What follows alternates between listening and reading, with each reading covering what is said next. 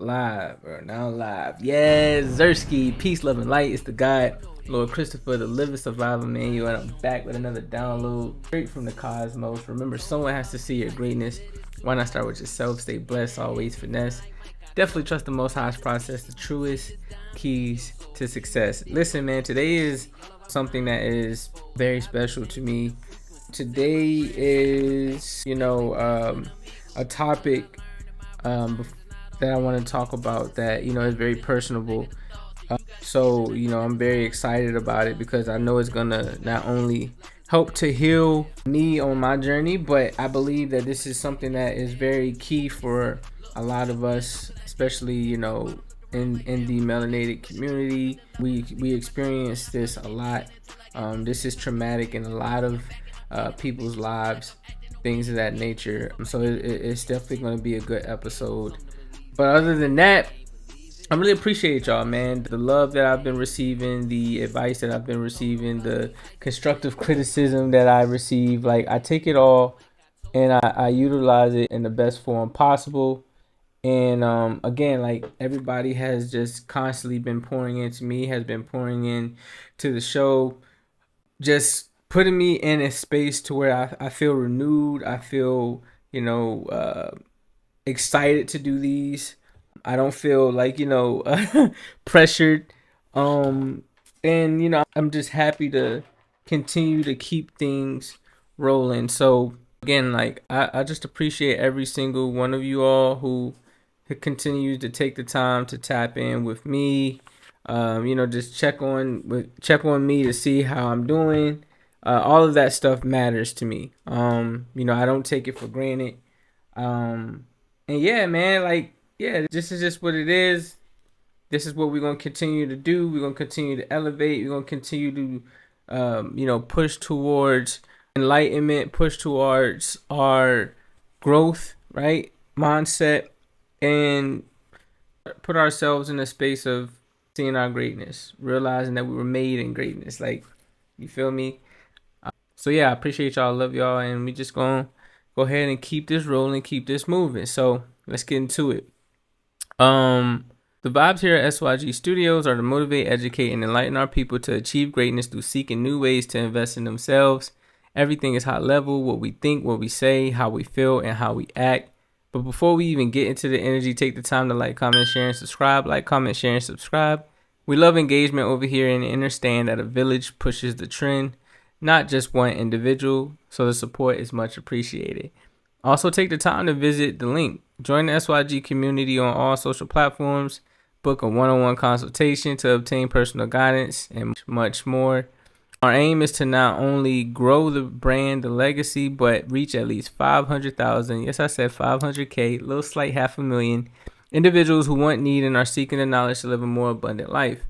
Now, with all the information being provided, I do want to send out a quick disclaimer. Please take the time to do your own research, family. It's very vital.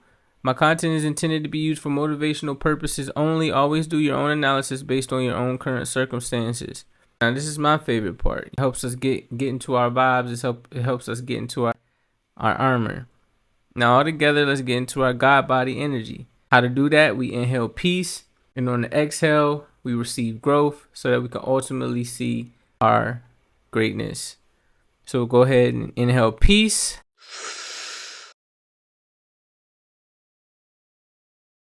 Exhale growth. Now see your greatness. Here's what we tapping in today and learning today. Today is episode 37 of the See Your Greatness podcast, and we're going to talk about abandonment and how to not abandon yourself. Again, I said this episode was very near and dear to me because this was something in specific that I dealt with growing up, right? It was something that it was hard for me to break free of. Just a little backstory. Born in San Clemente, California, Orange County. Born into a military household. My dad was in the military. He was in the Marines. They were my mom and my dad. They were young. They were pretty much kids raising kids.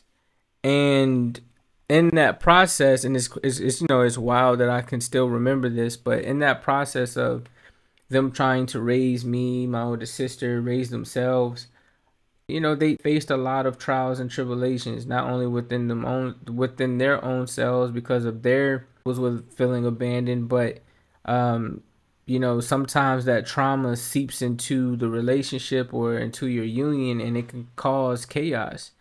And that's exactly what, I exhibited chaos within the home, to the point that me and my sister, we had to pretty much go into like foster care, things of that nature, resulting in later over time, feelings of abandonment within me. Like I grew up feeling or having abandonment issues. And that came out in different ways, very reserved kid, very quiet. In retrospect, it was a positive because it helped me be very observing of people, their actions, what they say. But that, or I guess you can say the opposite of that, is the fact that I was very to myself. I was like very introverted. Always had a great spirit about me. However, a lot of thoughts would run in my head. For instance, if I would like to meet friends and things of that nature, I wasn't like a clingy kid, but I would put myself in a situation to where I would self-sabotage. Whether I would go in my own mind and feel like, one day this kid's not gonna want to be my friend anymore, or you have those thoughts of like, not everybody is here to stay. Those things can eat away at you, especially when you grow and get into adulthood. It becomes hard for you to trust people. It becomes hard for you to build relationships. It becomes hard for you to build a relationship with yourself, because you get into a mode or in a zone of, well, if my parents don't even want to, be here to raise me, to love me, things of that nature. And not to say that that was the case, but that's how I felt. My parents aren't here to raise me and to support me and to get me through, certain processes that I might be going through as I grow. How can I expect anyone else to? And that has always kind of like been a thing, until I got older. I started realizing, or until I got wiser, rather, not older, until I got newer, and started realizing, sometimes people do things because of the things that they're dealing with. And if they don't even know how to handle their own thoughts, their own feelings and emotions, how are they going to be able to teach the next generation, or even the kids that they're raising, things of that nature? So yeah, that was something that I experienced in my life that was very tough, but however, it molded me to become more self-aware of who I was as well. Like it's two ends to it, you know what I'm saying? Again, like, you do have a sense of like, who are you, but over time you start developing and finding out who you are, because you spend most of your time with yourself, um in most cases, I would say.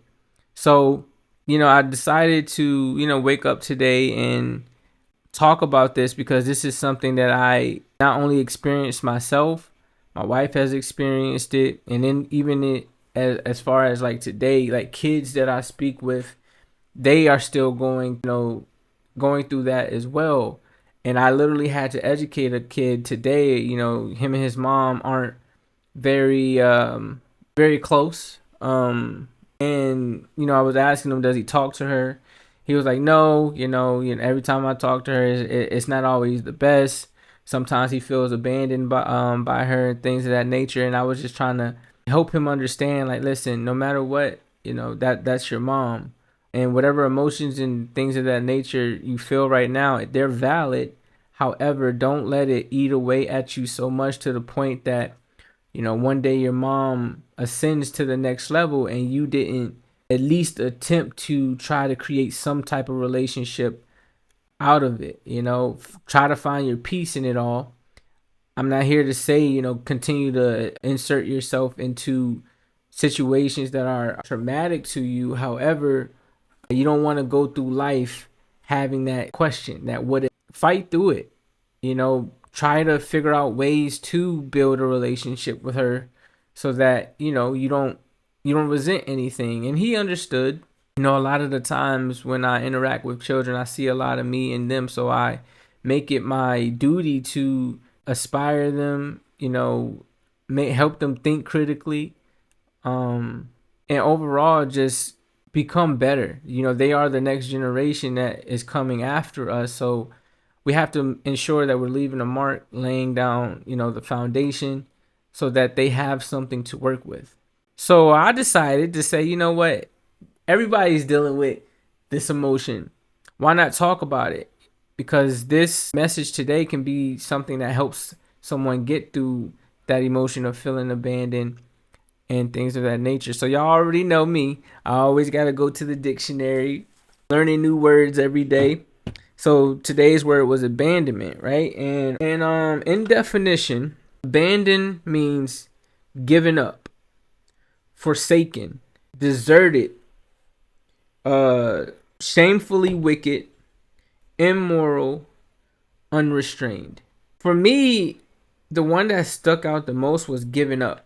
And the reason being is like a lot of the times we feel like our parents or the people who are supposed to be our caretakers and things of that nature, when they abandon us, we kick into that mode of, they giving up on us. A lot of the times we don't address on the emotion or the feeling on how we have given up on ourselves, how we have abandoned ourselves, how we have abandoned our spirit, how we have abandoned that inner child because of the trauma, because it is attached to so many other triggers and things of that nature, and you'd rather lose yourself than figure yourself out.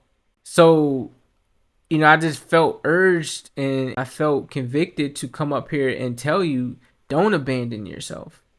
Don't give up on yourself like others may have given up on you. Don't forsake yourself like others may have forsaken you. Don't live a life of immorality because of what somebody else has done to you that was immoral.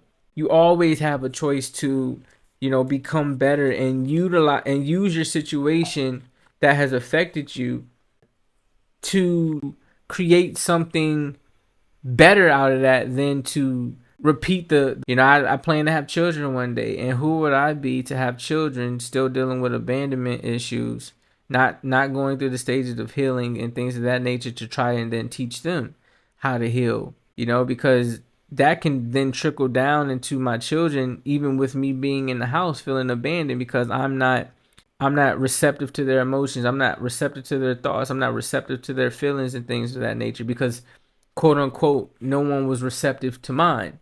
So it's important that we don't repeat those patterns, and that's how patterns repeat. Individuals don't take the time to deal with their traumas, to do that shadow work, to dig deep within their spirit, within their soul, to break free of these different types of demons so that when the next generation or their children come along, they know how to teach them properly instead of teaching them out of, what we would call like that poverty mindset, that devil mindset, like that mindset that keeps you drained, depleted of energy, not beneficial to you in your life, your career, your family. Like, you have to break free from that, but it starts with us. It starts with understanding why we may feel this way. It starts with doing the work of, seeking the knowledge and finding out solutions on how to get out of this, right? So y'all know, not only do we have the definition of what abandon is, it's like, why do people feel abandoned?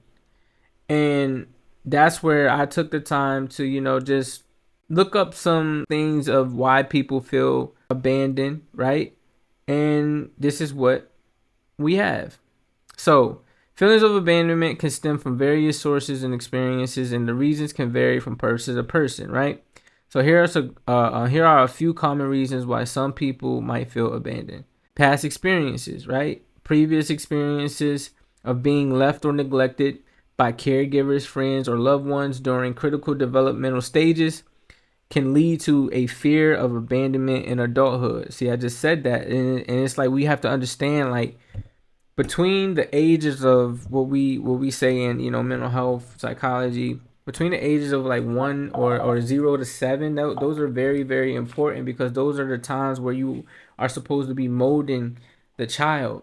You're supposed to be molding that child to, you know, to be all that it can be. Think critically, be a creator, have the ability to know, what it's feeling, what it's thinking, the emotions. Like, we don't go through those stages properly, as you grow into adulthood, you're not gonna know what it feels like to love someone. You're not gonna know what it feels like to see if someone's taking advantage of you. You're not gonna know what it feels like to see the red flags of someone who is obviously there to drain you of all your energy rather than to fill your cup up too. So, past experiences definitely lead to a sense of abandonment. Relationship dynamics. Unhealthy relationship patterns, such as constantly feeling unsupported or ignored by a partner or friend, can trigger feelings of abandonment, right? Then we got loss. The death of a loved one, a breakup, or the end of a significant relationship can evoke a profound sense of abandonment and loss. I was talking to my sister the other day, and, I have very strong intuitive skills. God talks to me in many different ways. So, how God talks to me, it puts a person's name inside of my mind. Could have not been thinking about this person for months, years, weeks, days, whatever. But that person's name will just come across my mind from some odd reason. And over time, I've learned to realize that that's God's way of saying, hey, you need to check in on this person, call this person, text this person, try to, see what's going on. And it's not always something that's negative. Sometimes it can just be for a positive reason as well. So I was, walking, and I was actually talking to somebody else, but then my sister's name came to mind. And as soon as I called her, she started breaking down crying. And was because of what we're talking about today. She felt like lonely. She felt like a sense of abandonment. You feel what I'm saying? She felt like there weren't people around that, or like she didn't have like a consistent thing anymore of like people always around and like-minded individuals, uplifting, and like she was going through her rut or through her mode and feeling lonely. And I said, listen, like, you still have yourself. Don't abandon yourself, right? Utilize this time, because what I understood from the conversation is like, you're feeling this way because you need to understand that we're in a transitional phase. You're in a phase to where we have to start hibernating, because she was saying, I just feel like I need to just do a lot of, self-reflection and shadow work and fit, and, just kind of like worry about myself. I say, yeah, you do, because this is going into the third quarter, the fourth quarter. We're going into the winter time. The winter time is usually a time of hibernation. You gather all your resources that you need. You prep for the next season. You're supposed to be in a transitional preparation stage for the next season. So I said, the reason you feel like you need to go within is because that's what the season is saying do. That's what the planets are saying do. That's what, the energy in the air is saying to do. We have to go within and hibernate and prepare for this transitional phase and for this last quarter of the year. The first quarter and the last quarter of the year are the most important, because it's how you start the year and it's how you end the year.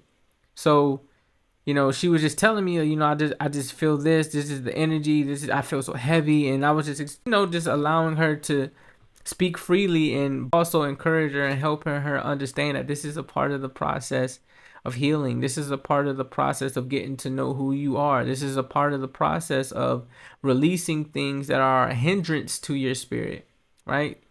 And that, man, at the end of the day, at the end of the conversation, she was able to feel more enlightened. She was able to feel, lighter, right? And overall, able to have a amazing rest of her night.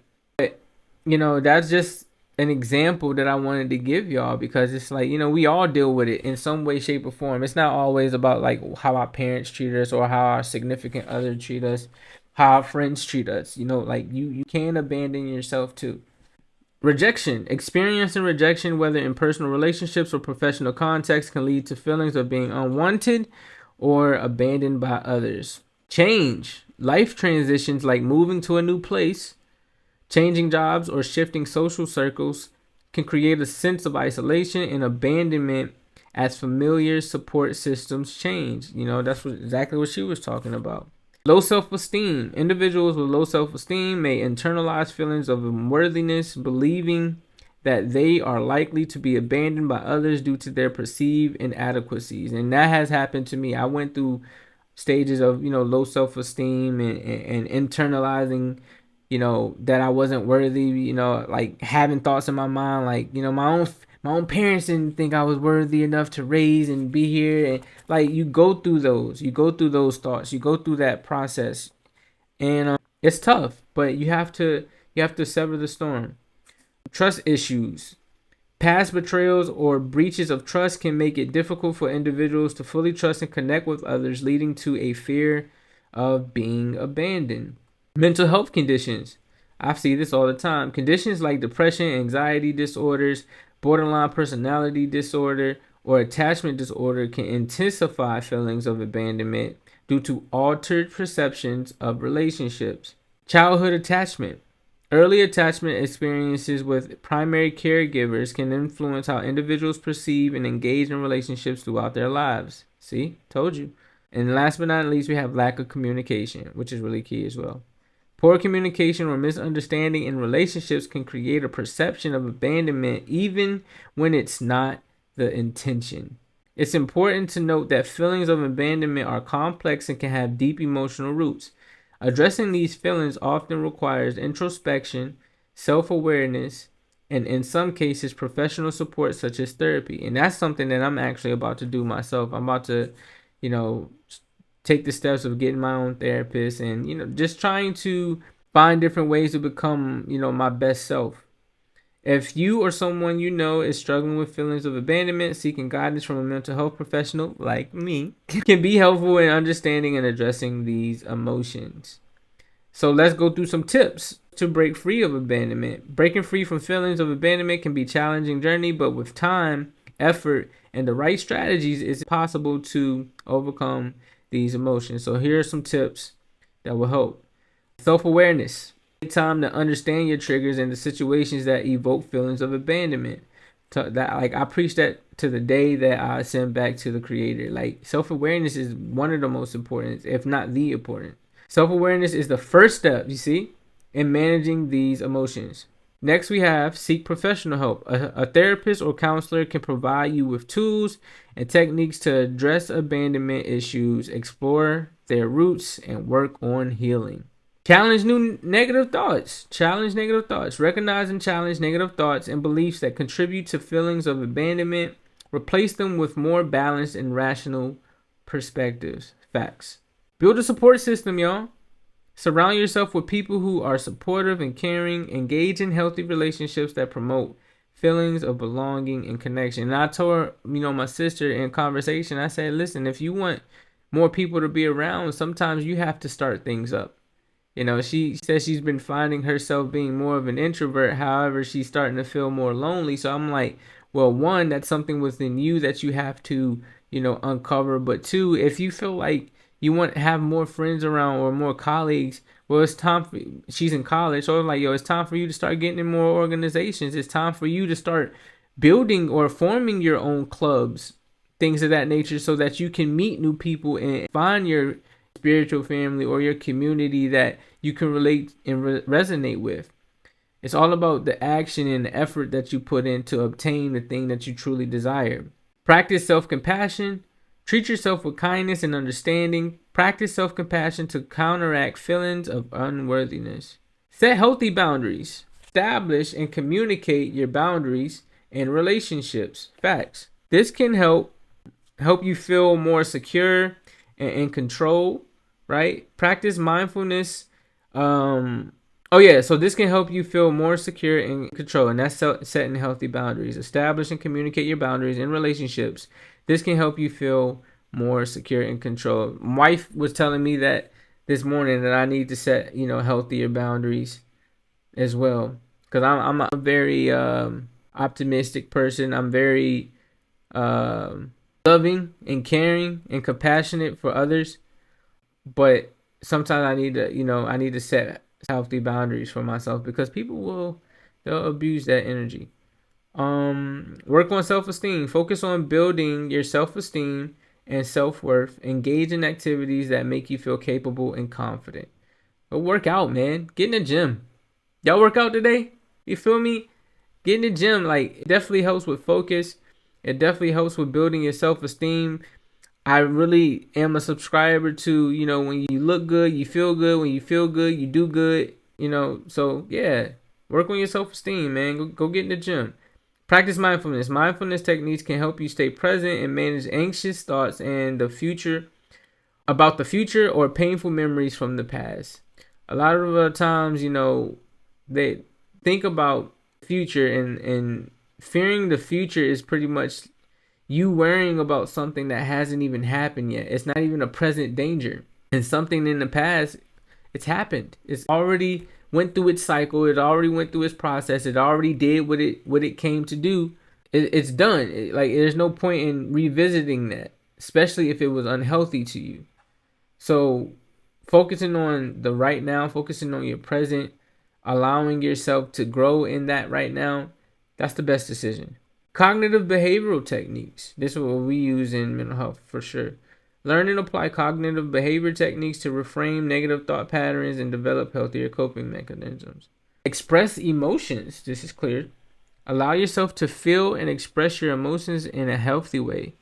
Journaling, art, or talking with a trusted friend can help you process your feelings. And I do all three of those. Forgiveness and healing. Work on forgiving yourself and others for past hurts. This can be a significant step in releasing the emotional weight of abandonment. Focus on personal growth. Engage in activities that contribute to your personal growth and well-being. Pursue hobbies, interests, and goals that bring you joy and a sense of achievement. Focus on yourself, yo. Positive affirmations. I use these every day. Use positive affirmations to reinforce your self-worth and challenge negative talk. Take small steps. Overcoming abandonment issues is a gradual process. Take small steps outside your comfort zone to build confidence and resilience. Last but not least, fam, we got patience. Patience is a virtue. Healing takes time, y'all. So be patient with yourself. Progress may be linear, but every step forward counts. Remember that breaking free from abandonment requires consistent effort and a willingness to confront uncomfortable emotions. Don't hesitate to seek professional guidance if you find yourself struggling to manage these on your... I felt like those are key, man. Everything that was said in those examples is key when you're, breaking free of demon spirit of abandonment. These negative feelings, it's a point in time where you got to realize that you are your own demon. You are your own devil. Right? We talk about God. We always talk about being in God's high council, the highest level of creation, which is actually your high mind, your high consciousness, if we're relating it to you. But those demons or the devil is your low vibrations, your lowest state of mind. And it has a way of bringing itself out when you are being fed more of trauma, fear, doubt, and decisiveness. You got to learn how to understand those things. You have to learn how to assess when a particular situation is about to trigger something within you that is not pleasing to you. And in that, utilize these tips. Like I was telling my cousin earlier today, I said, I can give you the game, but if you don't put no work in, it doesn't matter. Faith without works is void. It's like I can watch all these Kyrie videos or how to do my handles. I can watch all these other videos like Ray Allen about how to, have a better jump shot. But if I don't actually go to the court and perform these moves, whether, just practicing with myself or in-game action, all that studying means nothing. Utilize the tips. Utilize these tips to break free of abandonment. Utilize these tips to break free of feeling abandoned within yourself. Don't abandon yourself. Don't give up. Don't allow people that gave up on you then trickle down into a generational pattern of you giving up on others, and most importantly, you giving up on yourself. You giving up on yourself is not going to allow you to see all the greatness that's within inside of you. And that's the trick that abandonment, the demon abandonment, plays on you, plays on your heart, plays on your mind, plays on your spirit. You're not worthy. You're not able, right? That's why things like affirmations, you are worthy, you are able, are very important. So y'all take from that what you need to take from that. I know I did. This was like kind of my first time addressing that. You know, how abandonment issues has affected me in my past. But look where I'm at now, baby. Alive and flourishing. Let's go ahead and move on. We got new upgrades. New upgrades. Let's go ahead and tap into some new upgrades. So, not this. We're going to go ahead and go to my handy dandy Science Daily website. And let's see what we got. Let's go. Insert primitive cousin T-Rex shared longevity gene from the... Nope. Let's go. Should we go society? Let's go creativity, education and learning. Creative people enjoy idle time more than others. AI tests into top 1% for original creative thinking. Warm up time corrects creativity, power, and balance. See what else we got. We're just gonna skim through and find a good article. Employers should nurture friendships and support amongst co-workers to unlock. Let's go there. So this was written February 18th, 2022, University of Bath. Employers should nurture friendship and support amongst co-workers to unlock creativity, shows new research. Co-worker support shared with a partner at home inspires creative thinking. A summary, a new study reveals that care from a co-worker inspires people to be supportive to their partner at home. Okay. Showing that co-workers have a significant role to play in enabling couples to cope with balancing the demands of work and family life. This spiral of support has knocked on benefits for creative thinking at work. Okay. So employers who want to see creative thinking in their workforce should value supportive friendships between colleagues as the key to unlocking more resourcefulness and innovation. The study from the University of Bath's School of Management reveals care from a coworker inspires people to be supportive to their partner at home, showing that coworkers have a significant role to play in enabling couples to cope with balancing the demands of work and the family life. This spiral of support has knock-on benefits for creative thinking at work. Employees take the support they receive from coworkers home with them, and in a loving relationship, they transfer this support to their partner.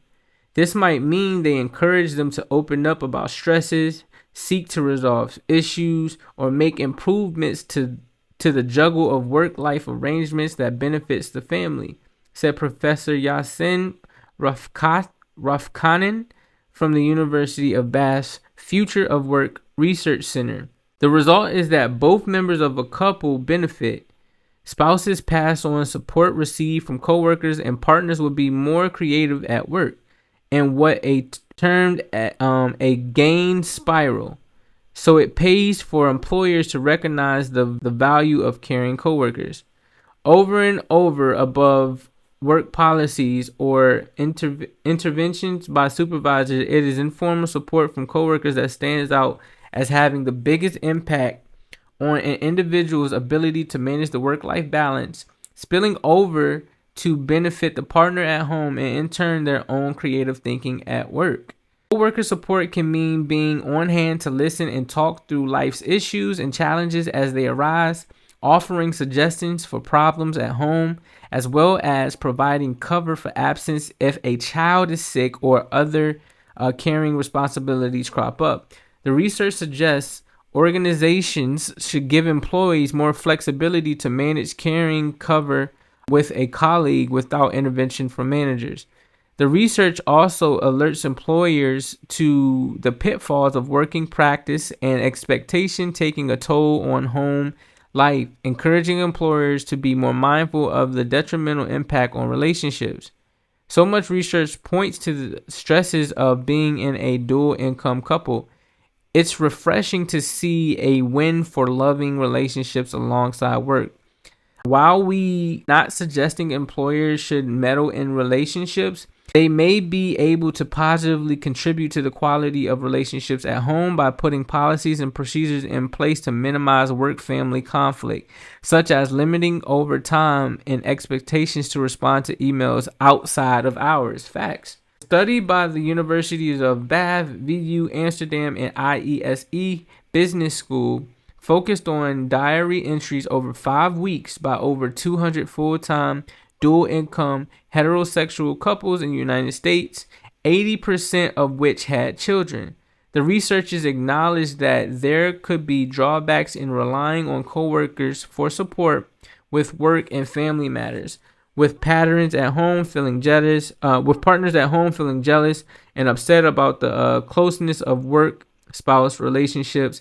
They suggest future research could examine the potential of this relationship dynamic to promote conflict at home. That was I feel like that's very, like, I feel as though when you have more support at home, you take that, when you have more support in the workplace, you take that energy home with you, and now you want to share that energy with your significant other or your partner.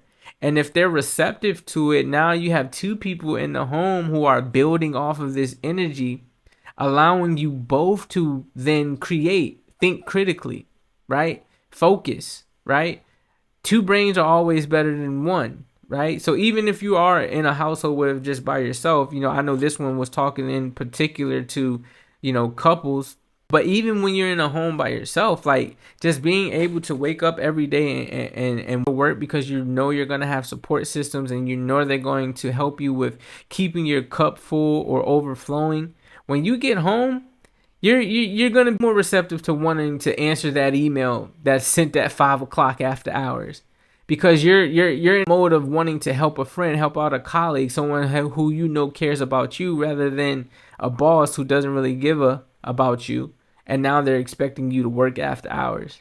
That's causing more stress. It's causing more anger within you, things of that nature. So it's like, I feel like this research is very, very, and I feel like it's very insightful. So, y'all let me know if y'all feel any of this in your relationships, like how has support systems at work helped with, building a relationship with you and your significant other. Dope new TPQ, man. TPQ, 100 days of thought-provoking questions that I would ask the 1% of how they got there and how they can inspire others to get into their position. We're on day 27, question 27. So let's get into it.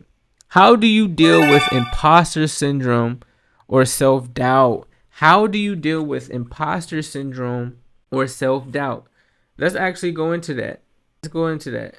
Let's talk about what imposter syndrome is. I'm gonna look at the dictionary right quick.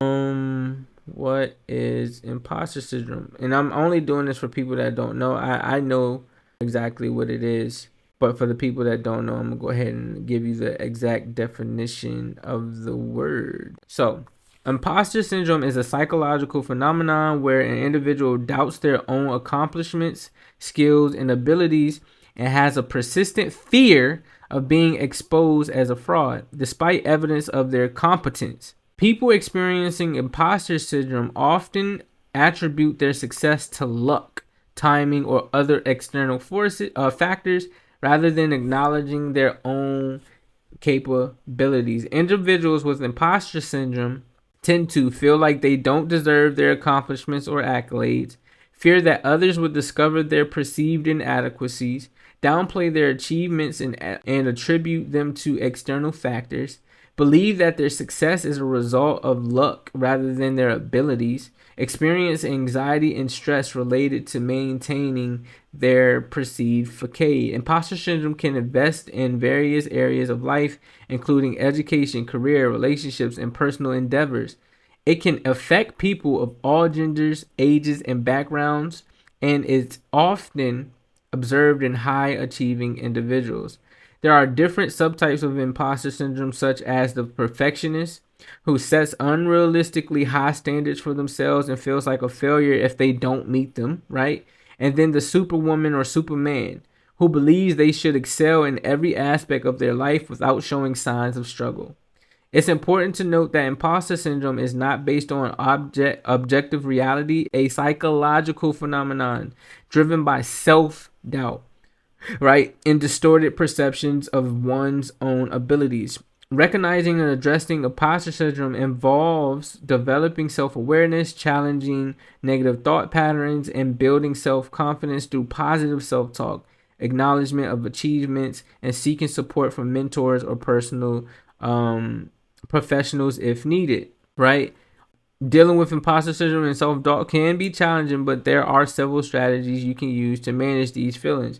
And these are most of the ones that, I use for myself too when I'm dealing with, or when I'm dealing with imposter syndrome or self-doubt. I acknowledge my feelings. I recognize that imposter syndrome and self-doubt are common experiences that many people face. That's a fact. Acknowledging these feelings is the first step toward addressing them. Challenge negative thoughts. Keep a record of achievements. Maintain a journal or a list of your accomplishments, skills, and positive feedback from others. Normalize mistakes. Set realistic goals. Break down larger goals into smaller, achievable steps. Seek feedback, right? Reach out to mentors, colleagues, or friends for feedback on your work. Visualize your success. Imagine yourself succeeding in your endeavors. Practice self-compassion. Treat yourself with kindness and understanding, just like you may do others.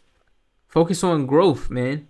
Shift your focus from being perfect to continuously learning and growing. This is a forever classroom that we're living on, okay? Celebrate small wins. Acknowledge and celebrate your achievements. Avoid comparisons. Why are you comparing yourself? Comparing yourself to others is a common trigger for imposter syndrome. Focus on your own progress, all right? Limit negative self-talk. Stop talking bad on yourself, man. Remember, in the beginning was the Word, and the Word was God. So whatever you say and think, that's what you become. Be mindful of the way you talk to yourself. Replace self-critical thoughts with more positive and encouraging language. Get out of your comfort zone. Push yourself to take on new challenges. Remind yourself of past successes. Reflect on previous instances where you overcame challenges or succeeded. Seek support. Talk to a trusted friend, mentor, or therapist about your feelings. Sometimes discussing your doubts with someone can provide valuable perspective. Remember that overcoming imposter syndrome and self-doubt is a gradual process, y'all. Be patient with yourself and consistent in applying these strategies. If your feelings of self-doubt are significantly impacting your well-being or performance, consider seeking professional guidance to help you navigate these emotions. That's how you manage or deal with imposter syndrome or self-doubt. So y'all let me know what y'all think. Y'all let me know what y'all get out of that as well. How do you deal or manage your imposter syndrome or self-doubt? Or how do you deal with imposter syndrome or self-doubt? That was day 27 of 100 days of thought-provoking questions. And then last but not least, family, words of wisdom, man. And we're done. Without courage, you can't practice any other virtue consistently. The hardest choices require the strongest will. Without courage, you can't practice any other virtues consistently. The hardest choices require the strongest will. Y'all take that with y'all, man. And I love y'all, man. I appreciate y'all. This has been very, very fun. I've been excited that I've been able to come up here for almost 30 days straight, giving you guys messages, giving you guys words of encouragement, things of that nature. And I just love my family, man. I love my community. I love what I do. Even when I get in trouble for doing these videos because I'm not going to bed on time, I decided to, as you can see in the background, it's light. I decided to start recording these videos earlier, just like my last video. I said I'm going to start prioritizing my time properly, prioritizing my better. Instead of recording these late at night, start doing it in the daytime so that I, can focus on other things throughout the day as well, not be editing videos and things later on at night, and I just be more that way. And I can see myself being more, sufficient that way as well. Gonna get me a good night's sleep, so that way I can wake up early in the morning and get what I need to get done. But other than that, man, I appreciate y'all. I love y'all. Today's episode has been amazing, and we're gonna continue to grow and push through this thing. Anybody who, again, wants to teach, educate, and enlighten our people on new ways to invest in themselves, tap in with me, man. Hit that link. Let's continue to build off of this. Like, comment, share, and subscribe. And overall, remember, someone has to see your greatness. Why not start with yourself? Stay blessed, always finesse. Definitely trust the Most High process, the truest keys to success. And we all tied in. Love y'all.